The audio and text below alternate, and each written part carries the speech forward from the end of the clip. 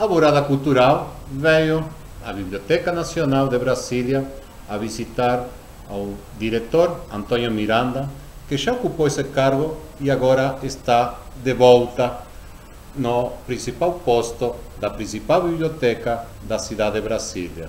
Como tem sido esses primeiros tempos em seu reencontro? Olha, foi uma decisão muito difícil na minha vida, porque eu estava aposentado. Já disse a muitos amigos que eu não era um vagabundo, era um vagamundo, viajando pelo mundo, muitos países, muitos estados, atendendo a encontros científicos, encontros literários, participando de feiras de poesia, mas eu não podia dizer não a essa convocatória, né, de ir para a Biblioteca Nacional, que são 50 anos meus dedicados à biblioteconomia. E eu fui quem organizou com um grupo de gente muito associada, muito empenhada na montagem desta biblioteca. E eu voltei aqui com um ânimo para tentar resgatar, se for possível, e adiantar esse processo que nós ficamos no meio do caminho. E nessa situação que a cidade está vivendo, com dificuldade econômica, uma nova administração, um novo governo, como está exatamente, qual é a situação da biblioteca? Muito difícil, mas há um entendimento das necessidades. A gente sabe que o período é complicado, mas nós fizemos um planejamento dos primeiros 100 dias. Depois agora estamos com um programa até o fim do ano. Algumas coisas a gente sabe que é possível, outras ficam no limite do sonho, mas que a gente não vai abandonar.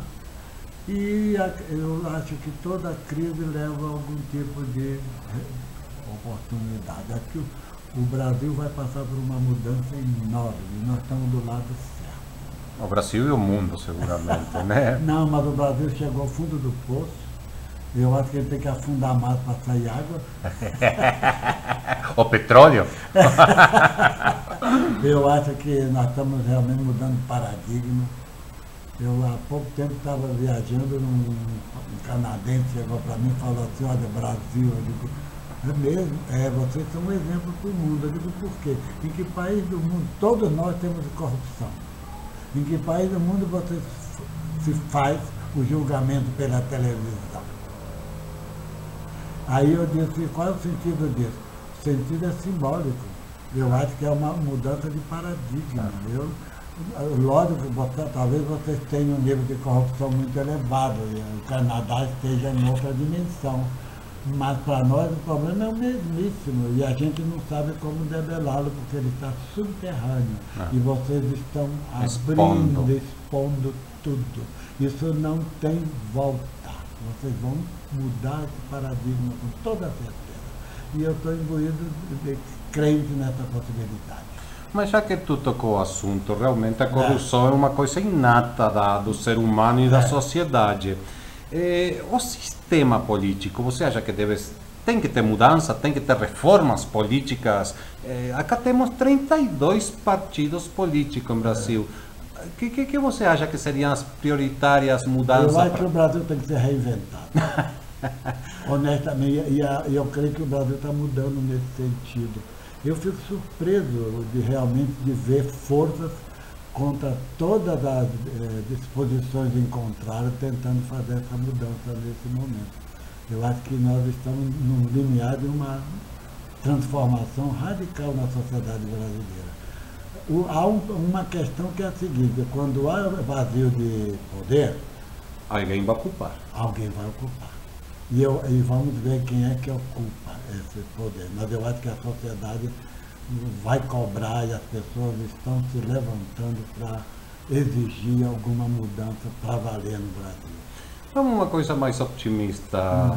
A molecada continua lendo, gosta de ler? Bem na biblioteca? Eu acho que mudou o paradigma de leitura. Ele talvez não seja aquele leitor de livro, né? Ele é um leitor hoje em outras mídias. Cibernético.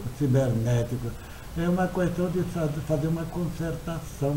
E adequar os novos tempos. Eu estava lendo ontem e assistindo palestra do Pierre Levy, do Edgar Morin, mostrando que estamos numa nova sociedade e que a gente precisa ver qual é o potencial que ela tem, e ela é maior do que a da nossa geração, seguramente, né? E tentar orientar. Eu acho que como diretor da biblioteca sempre foi o meu sonho. Eu acho que a inclusão digital vem pelo letramento e leitura tem que ser feita em qualquer dimensão. O livro não nasceu na tipografia, nasceu manuscrito, ele sobrevive no e-book. A gente não tem que ter preconceito com nenhum tipo de suporte de leitura. Né? O que a gente tem que ver é zelar por valores, ensinar processos éticos de relacionamento com a leitura, transformar a leitura num processo mais criativo e mais cooperativo. Nós estamos na sociedade da multivocalidade. As pessoas têm que entrar numa inteligência coletiva e as coisas estão dadas para isso. Eu sou professor da universidade e essa é uma das áreas que eu trabalho com meus alunos, a questão do conhecimento. E não é de hoje não, quando foi criada a Sociedade da Informação do Japão, Yoneji Masuda, ele já estava falando dessa sociedade solidária, de uma informação como direito humano, né? Saber como é que você consegue ir do privado ao público, né? Como você consegue fazer uma criação efetivamente aberta, transparente e coletiva. Acho que nós estamos avançando muito no mundo. Eu como diretor da biblioteca, muito antes disso, já 10, 15 anos atrás, nós já estávamos lutando por isso. Hoje as condições são difíceis, mas não há outro caminho. Não há outro caminho. E especificamente falando em Brasília, em Brasília tem se constituído algumas forças novas. Há um Conselho de Cultura, há colegiados setoriais da literatura. Essas ferramentas, você acha que estão fazendo, querendo fazer, vão ser efetivamente um lado prático para ajudar na gestão das políticas públicas? Olha, cultura não é de governo. Deixar bem claro, a cultura é um processo realmente civilizatório coletivo. Essa é uma sentença muito há uma séria. Responsabilidade de governo de criar política, de ouvir, atender e facilitar. Até porque eles têm esse mandato. Mas a gente pode tirar deles o mandato se eles não fizerem na direção que a gente realmente deseja. Eu acredito na força da sociedade. E acho que em Brasília já há grupos fortes que estão lutando por isso. Basta saber dialogar com eles e dar espaço para eles. A cultura não vai ser feita pelas instituições oficiais, vão ser feitas pelos coletivos, pelos grupos, pelas pessoas. E tem que, dentro de uma pluralidade de estética, de intenções, de gostos, de parâmetros, de valores. Eu, sinceramente, tudo que é mono não é comigo. Não, o individualismo não tem vez. Eu acho que a gente tem que criar uma sociedade plural, híbrida. Eu estava ouvindo uma palestra do Edgar Morin, ele disse que uma das coisas admiráveis do Brasil é a nossa capacidade de ser híbrido. Né, de saber misturar tudo. Né? Eu acho isso muito lindo. No final, ele, como um europeu, disse uma coisa que para ele tem um sentido muito grande. Eu sou macumbeiro. Porque acredito em muitos deuses. Claro, eu não aceito o monoteísmo. Coisa do Edgar Morin. Eu acho que o brasileiro, no fundo, ele está em várias dimensões, na verdade. Ele, uma hora ele é espírita, no outro lugar ele é católico, ele termina no dia num terreiro de macumba. Isso é maravilhoso. Né?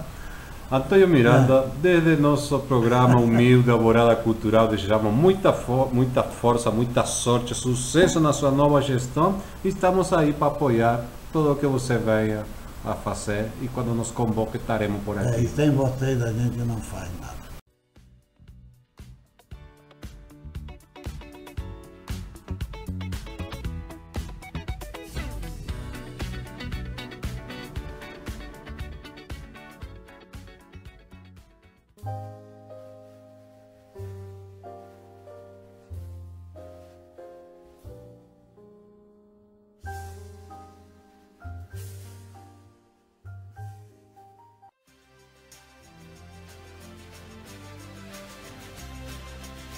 Pastor Ajuto Miyagi e este é o meu 7º livro, O Homem que Morreu 5 vezes.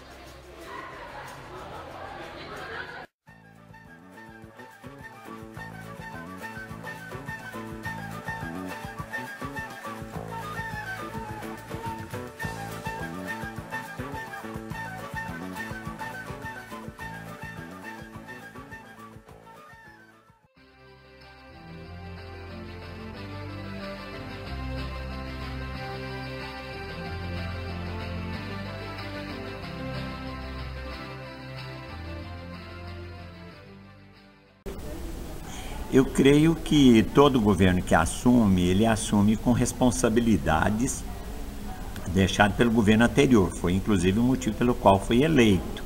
Naturalmente não é o único motivo.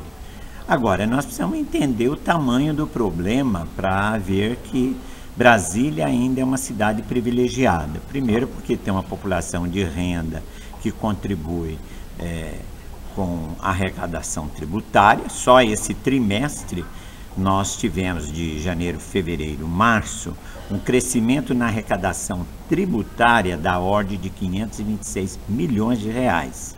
Isso é um percentual superior a 20% no trimestre. E nós tivemos, na avaliação bimestral, e aí todas as fontes de arrecadação, de receita, melhor dizendo, as transferências da União e tudo mais, que nos dá um superávit de 1.207 bilhões de reais.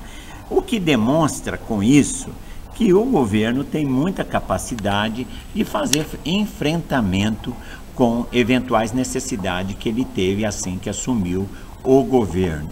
Por isso que o ato que o governador teve que assumir de transferência de recursos de alguns fundos, naturalmente a lei prevê a recomposição desses fundos. Eu sei da responsabilidade do governador Hollenberg, eu tenho a convicção de que ele vai recompor os 46 milhões tirados do fundo, eu tenho a convicção de que ele vai recompor os 46 milhões tirados do fundo de apoio à cultura. Portanto, foi uma questão momentânea, uma questão de salário, alimentação, e a gente tem essa compreensão. Eu tenho a convicção que o governo, até pela capacidade arrecadatória e de recebimento de recursos da União, que o governo do Distrito Federal terá condições céleres de retornar os recursos para o Fundo de Apoio à Cultura. Uma das preocupações é a Feira do Livro de Brasília, que, se por suas palavras, deduzo que não corre risco este ano. Teremos Feira do Livro? Veja só, usa recursos tão modestos e tão impacto tão grande no interior da cidade, que eu acredito que essa atividade cultural é extremamente importante para nós, população, que acreditamos que a mudança cultural, particularmente da nossa juventude, é determinante nesse processo de resgate da cidadania, particularmente dos nossos jovens. Outra coisa, rapidinho, você acompanhou a Cumbre das Américas em Panamá? Tem uma opinião a respeito do que aconteceu, esse acercamento Estados Unidos-Cuba? Lhe diz alguma coisa? O Brasil acha que se beneficia em algo com isso?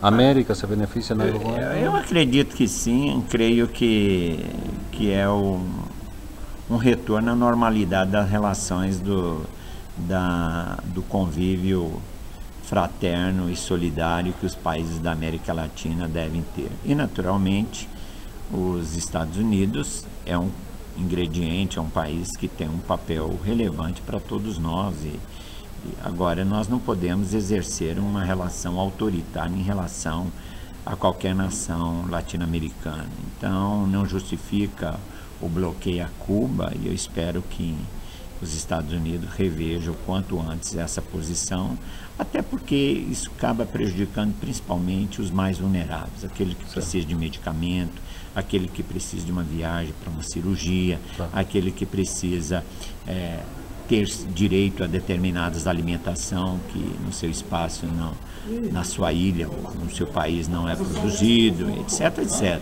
Então, creio que isso são respeito à pessoa humana. E nosso Mercosul, está devagar? Acha que pode ser revitalizado? Veja só, eu acredito que nós na América estamos vivendo ainda um momento de perplexidade, principalmente com respeito às nações que estão se afirmando nas suas conjunturas políticas. Então, acho que a gente tem que saber respeitar um pouco o tempo, não exercer isso de maneira artificial ou dogmática. Eu creio que a conquista do Mercosul tem de ser efetivamente alcançada, mas com plena participação da população dos países que participam. E finalizando, o que você acha da situação do governo Dilma esse ano? Acha que vai continuar assim meio inestável ou pode se afiançar no correr do ano? Olha, nós temos que ter um pouco de sensibilidade que nós estamos no pleno exercício da democracia na América Latina e no Brasil em particular. Qualquer ruptura, o prejuízo é para a população e para a nossa história. Aqueles que aparentemente acham que podem ganhar com isso, o tempo vai demonstrar que isso é um prejuízo. Vamos respeitar, inclusive aqueles que não concordam do projeto político que ela capitaneia, todo o processo de investigação possível, Ministério Público, Polícia Federal, empresários presos, vem sendo executado pelas autoridades. Creio que isso é o próprio teste da democracia. E eu estou confiante que os problemas que nós estamos vivendo, principalmente de natureza econômica, a presidenta Dilma tem credenciais para poder ajudar a enfrentar e superar essas dificuldades. Qual é o balanço que você pode me fazer desses primeiros meses da nova administração na cidade? Novo governo? Na verdade é um governo que não começou. Estão com mais de 100 dias aí, piorou a questão da saúde. Só verificar as próprias imagens da Globo, que não mostrava nada durante esses 100 dias, agora já está mostrando o caos estabelecido no hospital HMIB, que é o hospital de referência para tratamento de crianças, as UPAs, que eles retiraram a pediatria das UPAs, situação de alunos aí no campo da educação, alunos de matemática que até hoje não tiveram uma aula, já mais de 100 dias de governo, cidade completamente esburacada, Portanto, a sensação é que nós perdemos mais de 100 dias de um governo que falta descer do palanque e começar. Ele achou que daria para se sustentar só em cima da mídia, só em cima de factóides, e isso não deu. Até avaliou que a lua de mel da Globo com ele acabou, porque a Globo agora está começando a mostrar as coisas. E digamos, no campo da cultura, a galera está reclamando muito dos recursos do FAC que foram retirados, estão se sentindo ameaçados. Você acha que... Na verdade, o pessoal do movimento cultural fizeram uma grande mobilização em torno do Hollenberg. Ele prometeu muito para eles, não está cumprindo nada. Você pega essa proposta que teve de remanejamento de recursos dos fundos, o Agnello quis fazer, nós próprios aconselhamos ele a não fazer, não mexe com isso não. O Hollenberg fez com a maior facilidade, E aí está dizendo que vai repor, eu quero saber como é que vai repor esse recurso. Você acha que a Feira do Livro Brasília este ano estaria em risco? A Feira do Livro é o evento mais importante que existe aqui no Distrito Federal. A Feira do Livro é o evento mais importante que existe aqui no Distrito Federal. Ela não é um gasto, ela é um investimento extraordinário, E eu não vejo... ninguém falando da importância que ela tem, porque só fala de gasto, isso não é gasto, é investimento. Vai dizer, não, custa milhões, e daí? O importante é os milhares de pessoas que comparecem ali, adquirir o hábito da leitura, o que é fundamental para uma sociedade que se pretende democrática, adquirir o conhecimento através dos livros, é um ponto de congressamento de intelectuais, de escritores do nosso continente todo, que vinham aqui para Brasília, proferiam palestras memoráveis aí, tudo que está tudo ameaçado. Bem como uma outra questão que ele cancelou a Fórmula Indy, que ia gerar aí mais de 100 milhões de dólares de lucro para o Distrito Federal. Nem o autódromo. A mesma coisa aconteceu com a Universidade, que ele cancelou também. Portanto, é o governo que não tem iniciativa e ainda cancela o que estava dando certo. E a nível nacional, esse panorama bastante incerto, qual é a sua expectativa? Acha que volta ao Seixo? Vai continuar essas manifestações? Não, isso até o final do ano, isso tudo vai se equilibrar. A presidenta passa um momento de dificuldade, o mundo inteiro tem passado por dificuldade. Tem uma oposição reacionária, né, que não desceu do palanque também, que quer porque quer uma revanche, quer um terceiro turno, e eles não terão. Você já tinha visto algum congresso tão conservador como esse? Não, e aí é uma questão que eu tenho falado por onde eu tenho andado, é a guinada para a direita que o Brasil está dando. Você pega o Rio de Janeiro, né, que era a gente avaliava como uma sociedade bastante evoluída. Quem foi o deputado mais votado no Rio de Janeiro? O Bolsonaro. Queria ser presidente, né? Você pega em São Paulo, né, um fundamentalista de uma igreja, né, que é o Celso Russomano, que viveu a vida inteira fazendo demagogia, né, que é aquela questão da defesa do consumidor, coisa que ele não faz de verdade. E aqui em Brasília foi um coronel da Polícia Militar defensor da pena de morte, né? Portanto, a gente precisa ver efetivamente o que está acontecendo com esse país, né? O combate que fazem hoje aos gays, às lésbicas, enfim, a todas as minorias, né? A intolerância que está se estabelecendo. Antes eram só os skinheads, né, que fazia isso, né? Agora, aquele ódio deles foi transportado para a política, que é grave o que está acontecendo, esse quadro aqui no Brasil. Tem uma opinião sobre o resultado da Cumbre de Panamá, a Cumbre da América que acaba de acontecer? Não, eu não acompanhei de perto isso daí, né? Agora, o que anima a gente ainda é os avanços que tem tido em outros países aqui do continente, né? O Mercosul, você acha que ele vai continuar ou corre o risco Ele vai continuar. Enquanto nós tivermos um governo de esquerda no Brasil, que fortalece efetivamente o Mercosul, e para mim, a grande vantagem do Mercosul foi ter acabado com aquela ideia da ALCA, né? Ninguém mais fala disso, né? A gente sabia o quanto que era nocivo para o nosso continente, aquilo ali, né? Portanto, o fortalecimento do Mercosul, ter acabado com a ALCA, se o Lula não tivesse feito nada, né? Se já tivesse feito isso aí, já estava de bom tamanho. Sorte do sul-americano, porque México ficou preso nessa rede e o resultado... É terrível, né? Você pega aí o Mojica, ele fez com que é um exemplo hoje, né, de liberalidade, de democracia, e um exemplo de político a ser seguido pelo mundo, né? Veja o crescimento que está tendo. Já que você falou em Mujica, me diga, você é a favor, contra, o que você opina de regulamentação do mercado da marihuana, por exemplo? Olha, se a gente pegar aqui no Brasil hoje, 70% dos crimes envolve o tráfico. Só a polícia não resolve a questão do tráfico. Você pega na Colômbia, existe uma verdadeira guerra para combater o tráfico, né? Não consegue, até porque o traficante mesmo, os chefes, nunca vão pego.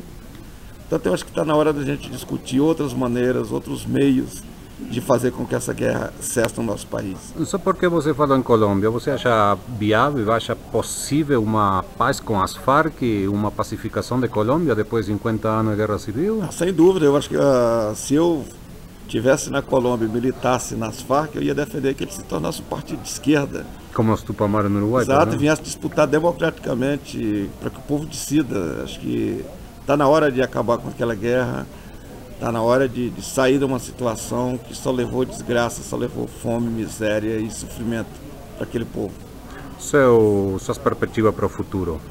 Eu acredito muito no nosso continente, tenho perspectiva do nosso país, né, a gente continuar crescendo, fazendo a revolução silenciosa que nós fizemos e continuar ajudando a América Latina. Você veja os ataques que eram feitos ao Evo Morales, né? Ninguém mais fala, porque a Bolívia se encontrou, está crescendo, tem emprego. Exemplo em direito. Independente, né? Portanto, acho que a mesma coisa vai acontecer com o Brasil vai continuar avançando. Obrigado, Chico. Sucesso aí. Obrigado a você e estou à tua disposição.